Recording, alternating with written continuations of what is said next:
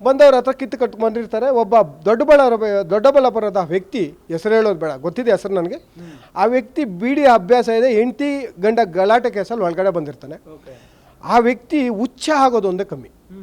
ಅಣ್ಣ ಒಂದು ಬೀಡಿ ಕೊಡಿ, ನಾಳೆ ನಮ್ಮ ಅಣ್ಣ ಬರ್ತಾನೆ, ನಿಂಗೆ 25 ರೂಪಾಯಿ ಬದಲು 50 ರೂಪಾಯಿ ಕೊಡ್ತೀನಿ ಅಂದರೆ ಕೂಡ ಕೊಡೋರು ಇರಲ್ಲ.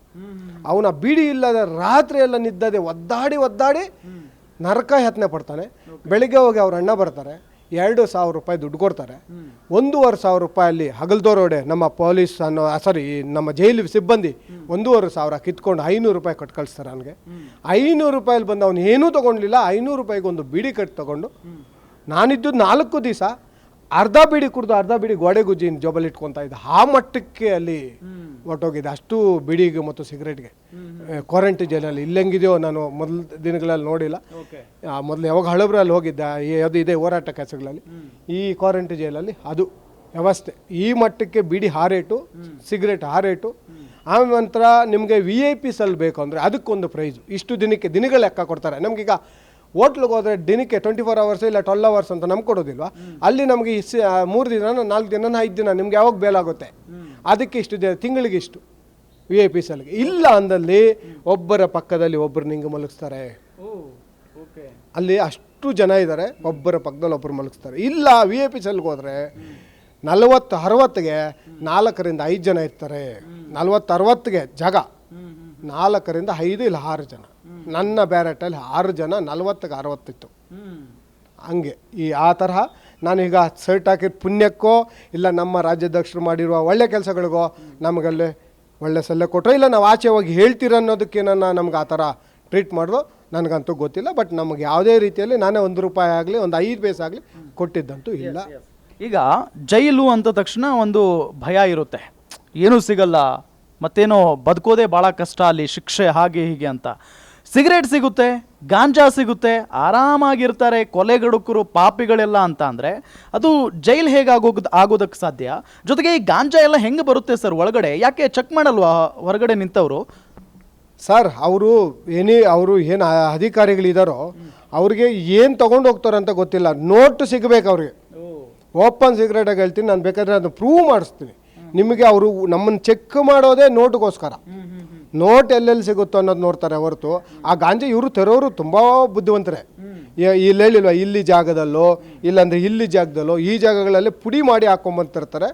ಅದು ನಡಿಲೇಬೇಕು ಅಂದರೆ ಈಗ ನಮ್ಮ ದುಡ್ಡಿನ ಮೇಲೆ ಇರುವ ಆಸೆ ಬದಲು ಈ ಗಾಂಜಾ ಇವೆಲ್ಲ ಹಿಡಿಬೇಕಂದ್ರೆ ಇವ್ರಿಗೆ ಅಧಿಕಾರಿಗಳಿಗೆ ಏನು ದೊಡ್ಡ ವಿಷಯ ಅಲ್ಲ, ಇಚ್ಛಾಶಕ್ತಿ ಬೇಕು. ಈಗ ನಾನು ಒಂದು ಯಾವುದೋ ಖಾಸಗಿ ಚಾನಲಲ್ಲಿ ಹೇಳ್ತಾ ಇದ್ದೆ, ಅಲ್ಲೊಬ್ಬ ಪೊಲೀಸ್ ಮಾಜಿ ಅಧಿಕಾರಿ ಹೇಳ್ತಾ ಇದ್ರು, ಇಚ್ಛಾಶಕ್ತಿ ಬೇಕು, ಎಲ್ಲದಕ್ಕೆ ಇಚ್ಛಾಶಕ್ತಿ. ಅದು ನಿಜ, ಇಚ್ಛಾಶಕ್ತಿ ಬೇಕು ಸರ್. ಈಗ ಅಲ್ಲಿ ಕ್ವಾರಂಟೈನ್ ಸೆಲ್ ಅಂತ ಇದೆ ಅಂತೆ. ಕ್ವಾರಂಟೈನ್ ಸೆಲ್ಲಲ್ಲಿ ನರಕನೇ ತೋರಿಸ್ಬಿಡ್ತಾರಂತೆ. 12 ದಿನ ಇರೋದಂತೆ ಅಲ್ಲಿ. ಅದಕ್ಕಿಂತ ಮುಂಚೆ ಲಕ್ಷ ಹಣ ಕೊಟ್ಟರೆ ನಿಮ್ಮನ್ನು ನಾರ್ಮಲ್ ಸೆಲ್ಗೆ ಹಾಕ್ತಾರಂತೆ, ಇಲ್ಲ ಅಂದರೆ ಹಾಕಲ್ಲ ಅಂತ ಕೇಳ್ಪಟ್ಟಿದ್ದೀವಿ. ನಿಜಾನಾ ಸರ್? ನಿಮ್ಗೆ ಹೇಳ್ದನಲ್ಲ, ಒಬ್ಬರ ಪಕ್ಕದಲ್ಲಿ ಒಬ್ಬರು ಮಲಗಿಸ್ತಾರೆ. ಸ್ವಲ್ಪ ನಾವು ಚೆನ್ನಾಗಿದ್ದು ಇಲ್ಲಿ ನಾರ್ಮಲಾಗಿ ಎಂಥ ಬಡವರಾಗಲಿ ಆರಾಮಾಗಿ ಮಲಗಿರ್ತೀರಿ ನಮ್ಮ ಮನೆಗಳಲ್ಲಿ. ಅಲ್ಲಿ ಹೋದಾಗ ಆ ನರಕ ಯತ್ನೆ ಪಡೋಕ್ಕಾಗೋದಿಲ್ಲ. ಅದಕ್ಕೆ ಅವರು ಟೈಟ್ ಮಾಡ್ತಾರೋ, ಬೇಕಂತ ಮಾಡ್ತಾರೋ ಇಲ್ವೋ, ನಮಗೆ ಏನೋ ಒಂದು ರೀತಿಯಲ್ಲಿ ನಾಳೆ ಬೆಳಿಗ್ಗೆ ಬರ್ತಾರಂತ ಮಾಡ್ತಾರೋ ಗೊತ್ತಿಲ್ಲ. ಅದಂತೂ ನಿಜ. ಹಣ ಯಾರು ರೆಕಮೆಂಡ್ ಇದ್ದವ್ರಿಗೆ ಮತ್ತು ಏನು ಇಂಪ್ಲುಯೆನ್ಸ್ ಇಲ್ಲದಿದ್ದವ್ರಿಗೆ ಅದು ನಿಜ. ಹಣಗೆ ಹೇಳಿಲ್ಲ ನಿಮಗೆ, ನಮಗೆ ರೂಮ್ಗಳ ರೀತಿಯಲ್ಲಿ ಚಾರ್ಜ್ ಮಾಡ್ತಾರೆ. ನಾವು ಏನೋ ಆಚೆ ನಾವು ಏನೋ ರೂಮ್ ಬುಕ್ ಮಾಡ್ತೀರೋ ಆ ಥರ ಅಧಿಕಾರಿಗಳಿಗೆ ನೀವೆಷ್ಟು ದಿನ ಇರ್ತೀರ, ಅದಕ್ಕೆಷ್ಟು, ಇಷ್ಟು 1000, ಇಷ್ಟು ಅಂತ ಅವ್ರು ಹೇಳ್ತಾರೆ. ಅಷ್ಟು ಕೊಡಬೇಕಾಗುತ್ತೆ. ಅಷ್ಟೊಂದು ಕಮ್ಮಿ ದುಡ್ಡು ಅಂತಲ್ಲ. ನಾನು ಹೋಗಿದ್ದಾಗ ಒಬ್ಬ 30,000 ರೂಪಾಯಿಗೆ ಡೀಲ್ ಮಾಡ್ದ. ಅವನು ಬಂದು ಈಗ ನಾವೆಲ್ಲಿ ಮಲಗ್ತಾ ಇದ್ರು ಅಲ್ಲಿ ಮಲಗೋದಕ್ಕೆ ತಿಂಗಳಿಗೆ 30,000 ಆ ಥರ. ನಾವೀಗ ಮಲಗಿದ್ರಲ್ವ ಆ ಜಾಗದಲ್ಲಿ ಮಲಗೋಕ್ಕೆ ಬಂದು ಮಲಗ್ದ. ಅಷ್ಟೊತ್ತಿಗೆ ನನಗೂ ರಿಲೀಸ್ ಆಯಿತು. ನಮ್ಮ ಜೊತೆಯಲ್ಲಿ 4 ಟ್ರಾಫಿಕ್ ಪೊಲೀಸ್ ಕಾನ್ಸ್ಟೇಬಲ್ಗಳಿದ್ದರು, ನಾನೊಬ್ಬ ಇದ್ದೆ, ಒಬ್ಬ ಸೆಂಟ್ರಲ್ ಗೌರ್ಮೆಂಟ್ ಅಧಿಕಾರಿ ಇದ್ದರು, ಒಬ್ಬರು BDA ಸರ್ವೇಯರ್ ಇದ್ದರು. ಇಷ್ಟು ಜನ ನಾವು ಇದ್ದಿದ್ದು. ಆಮೇಲೆ ನನಗೆ ರಿಲೀಸ್ ಆಯಿತು. ನಂದೇನು ಕೇಸು 353 ಇದ್ದಿದ್ದರಿಂದ ನನಗೆ ಬೇಗ ಬೇಲೆ ಆಯಿತು. ನನ್ನ ಪಾಡಿಗೆ ನಾನು ಆಚೆ ಬಂದೆ. ಓಕೆ, ಈಗ ಗಾಂಜಾ ಸೇರ್ತಾ ಇರ್ತಾರೆ ಸರ್. ಗಾಂಜಾ ಸುಮ್ಮನೆ ಗಿಡ ಇದ್ರೇ 1 ಕಿಲೋಮೀಟರ್ ಗಟ್ಟಲೆ ಎಲ್ಲ ಸ್ಮೆಲ್ ಬರುತ್ತಂತೆ ಕೇಳ್ಪಟ್ಟಿದ್ದೀವಿ. ಜೈಲು 4 ಗೋಡೆ ಮಧ್ಯೆ ಗಾಂಜಾ ಸೇರ್ತಾ ಇದ್ರೆ ಅಲ್ಲಿ ಸ್ಮೆಲ್ ಬರಲ್ವಾ ಸರ್? ಇವ್ರಿಗೆಲ್ಲ ಗೊತ್ತಾಗಲ್ವಾ, ಈ ದೊಡ್ಡ ಅಧಿಕಾರಿಗಳು ಇರ್ತಾರಲ್ಲ ಅಲ್ಲಿ? ಸರ್ ಈಗ ನಿಮ್ಗೆ ಹೇಳ್ತೀನಿ ನೋಡಿ, ಇದು ಈ ಸಿಂಪಲಾಗಿ ಹೇಳ್ಬೇಕಂದ್ರೆ ಇದು ನಮ್ಮ ರೂಮ್ ಸರ್. ಅದು ಅವ್ರು ನಿಮ್ಮವ್ರು ನಿಂತಿರೋ ಪಕ್ಕದಲ್ಲಿ ಪೊಲೀಸ್ ಒಂದು ಚೇರು, ಇದೇ ಸೇಮ್ ಪೋರ್ಟಿಕ ಇರುತ್ತೆ, ಏಕ್ಸ ತುಂಬ ಉದ್ದ ಇರುತ್ತೆ. ಅಲ್ಲಿ ಚೇರು ಟೇಬಲು ಒಂದು ವಾಚ್ ಹಾಕ್ಕೊಂಡ್ರೆ ಅದೊಂದೇ ವಾಚ್ ಇರುತ್ತೆ ಅಷ್ಟಕ್ಕೂ. ಇಷ್ಟು ದೂರದಲ್ಲಿ ಗೋಡೆ ಪಕ್ಕದಲ್ಲಿ ಬಾಗಿಲು ಮುಚ್ಚಿಬಿಟ್ಟು ಕುಡಿತಾ ಇರ್ತಾರೆ. ಅವ್ರಿಗೆ ಸ್ಮೆಲ್ ಬರಲ್ವಾ ಸರ್? ನೀವು ಹೇಳಿ ಸರ್, ಎಷ್ಟು ದೂರ ಇದೆ? ಬರುತ್ತೆ. ಯಾಕೆ ಅವ್ರನ್ನ ಕೇಳೋದಿಲ್ಲ?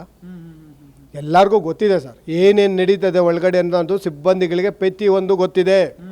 ಅವ್ರಿಗೆ ಕಣ್ಣು ಮುಚ್ಕೊಂಡು ನೋಡ್ದಿದ್ದಂಗೆ ನಾಟಕ ಆಡ್ಕೊಂಡು ಹೋಗ್ತಾ ಇರ್ತಾರೆ, ಎಲ್ಲ ಗೊತ್ತಿರುತ್ತೆ. ನೋಡಿ, ಈಗ ಜೈಲ್ ಸೂಪರಿಂಟೆಂಡೆಂಟ್ ಬರ್ತಾ ಇದ್ದಾರೆ ಅಂದರೆ ಮುಂಚೆನೇ ಒಂದೊಂದು ಬ್ಯಾರಿಕೇಡ್ಗೆ ಹೋಗಿ ತಟ್ಟಿ ಸೂಪರಿಂಟೆಂಡೆಂಟ್ ಬರ್ತಾರೆ, ಸೂಪರಿಂಟೆಂಡೆಂಟ್ ಎಲ್ಲ ಎತ್ತಿಡಿ ಅಂತ ಯಾಕೆ ಹೇಳ್ಕೊಂಡು ಹೋಗ್ಬೇಕು? ಇಷ್ಟು ಎಚ್ಚರಿಕೆ ಕೊಡೋದು ಬೇಕಾಗಿಲ್ವಲ್ಲ? ಪೊಲೀಸ್ನವರೇ ಎಚ್ಚರಿಕೆ ಕೊಡ್ತಾರೆ, ಪೊಲೀಸ್ ಅವರಲ್ಲ. ಈಗ ಸೋ ಕಾಲ್ಡ್ ಪೊಲೀಸ್ ಅವ್ರು ನೇಮಿಸ್ಕೊಂಡಿರ್ತಾರೆ, ಬಾಗಲ್ ತೆಗಿಯೋಕ್ಕೆ, ಇನ್ನೊಂದು ತೆಗಿಯೋಕ್ಕೆ ಒಂದು 4-5 ಜನ ನೇಮಿಸ್ಕೊಂಡಿರ್ತಾರೆ. ಅವ್ರಿಗೆ ಹೇಳಿ ಅವ್ರು ಎಚ್ಚರಿಕೆ ಕೊಡೋದು. ಪೊಲೀಸವ್ರ ಕೆಲಸ ಪೊಲೀಸ್ ಅಲ್ಲ, ಅದು ನಮ್ಮ ಜೈಲ್ ಸಿಬ್ಬಂದಿ ಕೆಲಸ. ಜೈಲ್ ಸಿಬ್ಬಂದಿ ಮಾಡೋದಿಲ್ಲ. ಅವ್ರು ಬೀಗ ತೆಗಿಬೇಕಾಗ್ತದೆ, ಅವ್ರು ಬೀಗ ಹಾಕ್ಬೇಕಾಗ್ತದೆ. ಒಂದು ಬ್ಯಾರಿಕೇಡ್ ತೆಗಿತಾರೆ, ಅಲ್ಲಿಂದ 4 ಜನ ಕರೆಸ್ತಾರೆ, ಅವ್ರ ಕೈ ಕೊಡ್ತಾರೆ, ಅವರೆಲ್ಲ ತಗೊಂಡು ಎಲ್ಲರೂ ಆಚೆ ಬಿಡಬೇಕು. ತಿರ್ಗಾ ಎಲ್ಲ ಒಳಗಡೆ ಕಳ್ಸ್ಕೊಂಡು ಬೀಗ ಹಾಕೊಂಬಂದು ಇವ್ರ ಕೈ ಕೊಟ್ಮೇಲೆ ಇವ್ರ ಒಳಗಡೆ ಬಂದು ಇದನ್ನ ಬೀಗ ಹಾಕ್ತಾರೆ. ಅರ್ಥ ಆಯ್ತಾ ಸರ್? ಇದು ಜೈಲು ಕ್ವಾರಂಟೈನ್ ನಡೆಯುವ ಕೆಲಸ. ಜೈಲು ಸಿಬ್ಬಂದಿಗಳು ಅವ್ರು ಏನು ವರ್ಕ್ ಇದೆ ಅವ್ರು ಮಾಡೋದಿಲ್ಲ. ಯಾಕೆ ಅವ್ರ ಮೇಲೆ ಅಧಿಕಾರಿಗಳು ಕೇಳೋದಿಲ್ವಾ? CC ಕ್ಯಾಮರಾಗಳು ಎಲ್ಲ ಪೋರ್ಟಿಕಲ್ಲಿದೆ. ಜೈಲು ಸಿಬ್ಬಂದಿಗಳು ಚೇರ್ ಹಾಕೊಂಡು ಕುತ್ಕೊಂಡಿರೋದು ಎಲ್ಲ ಸಿಬ್ಬಂದಿಗಳಿಗೂ ಕಾಣಿಸುತ್ತೆ. ಯಾಕೆ ಕೇಳೋದಿಲ್ಲ? ಎಲ್ಲ ಗೊತ್ತಿಲ್ವಾ? ಅಲ್ಲಿಗೆ ಕೆಳಗಡೆಯಿಂದ ಮೇಲೆವರೆಗೂ ಗೊತ್ತಲ್ವಾ? CC ಕ್ಯಾಮ್ರಾ ಹಾಕೋದೇನಕ್ಕೆ? ಎಲ್ಲರೂ ನೋಡೋದಕ್ಕೆ, ಯಾರು ಅಧಿಕಾರಿಗಳು ನೋಡೋದಕ್ಕೆ. ಯಾಕೆ ನೋಡೋದಿಲ್ಲ? ಇದೇ ಹೇಳಿದ್ದು ಅವಾಗ ನಿವೃತ್ತ ಅಧಿಕಾರಿ ಹೇಳ್ದಂಗೆ ಇಚ್ಛಾಶಕ್ತಿ ಅಂತೂ ಇಲ್ಲವೇ ಇಲ್ಲ. ಜೈಲಿನ ಕ್ಯಾಂಟೀನ್ನಲ್ಲಿ ಎಲ್ಲವೂ ಸಿಗುತ್ತಂತೆ. ಏನೇನು ಸಿಗಬೇಕೋ ಅದನ್ನೆಲ್ಲ ಬಿಟ್ಟು ಇನ್ನು ಉಳಿದಿದ್ದೆಲ್ಲ ಸಿಗುತ್ತೆ ಅನ್ನೋದು ಕೇಳ್ಪಟ್ಟಿದ್ದೀವಿ.